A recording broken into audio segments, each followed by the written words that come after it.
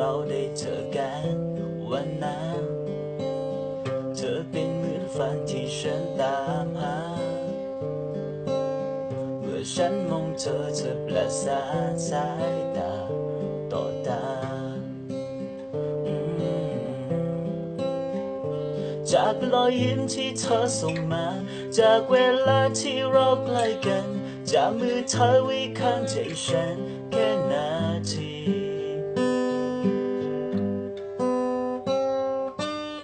เธอทำให้ฉันรู้สึกเหมือนตอน14ตอนที่ฉันมีแฟนคนแรกลึกๆข้างในมันหวั่นมันไหวแปลกๆเธอรู้ไหมฉันเหมือน